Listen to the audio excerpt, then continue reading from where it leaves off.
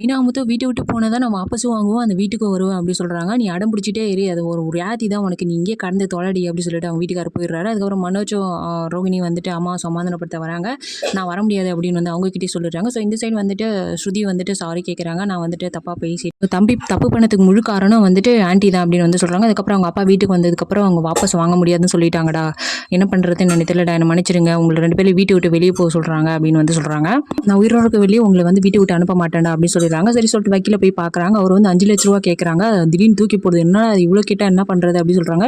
"அப்படி இல்லைன்னா அந்த கேஸ் முடியாது" அப்படி சொல்றாங்க. உடனே வந்துட்டு அந்த மாப்பிள்ளை மீனாவோட தங்கச்சிக்கு பார்த்த மாப்பிள்ளை வந்து கால் பண்றாங்க. இந்த மாதிரி வந்துட்டு ஒரு போலீஸ் கேஸ்ல இருக்கிறாமே, நான் வந்துட்டு இந்த கல்யாணத்தை கேன்சல் பண்ண போறேன் அப்படின்னு சொன்னோடனே முத்து வந்து கோவப்பட்டு, "நீ ஃபோனை வைடா, உனக்கு கல்யாணம் பண்ணி கொடுத்தா அவளோட வாழ்க்கை தானே வீணா போகும்" அப்படின்னு சொல்லிடுறாங்க. மீனா வந்து அவங்க அம்மாவுக்கு கால் பண்ணி சொல்றாங்க. மாப்பிள்ளை வந்துட்டு கல்யாணம் வேணான்னு சொன்னோடனே அவங்க தங்கச்சி ரொம்ப குஷியாயிடுறாங்க. "அப்பா, இதுதான்மா நானும் எதிர்பார்த்தேன்.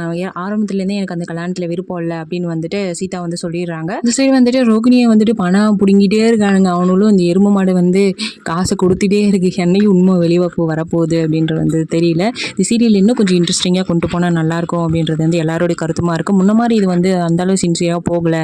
இந்த சத்யா கேஸை சீக்கிரம் முடிச்சுட்டு எனக்கு தெரிஞ்சு மீனா வந்து வீட்டை விட்டு வெளியே போயிட்டு தனியாக இருந்தாங்க அப்படின்னா, இவங்க என்ன பண்ணுறாங்க, மனோஜ் ரோகிணிலாம் எப்படி ஃபேமிலி ரன் பண்ணுறாங்க அப்படின்றத பார்க்கலாம். ஸோ டேரக்டர் அது மாதிரி கொண்டு போவாங்களா அப்படின்றது வந்து தெரியல. ஸோ கதை இன்னும் எந்த மாதிரி கொண்டு போனால் நல்லாயிருக்கும் அப்படின்றத கமெண்ட்ல சொல்லுங்கள்.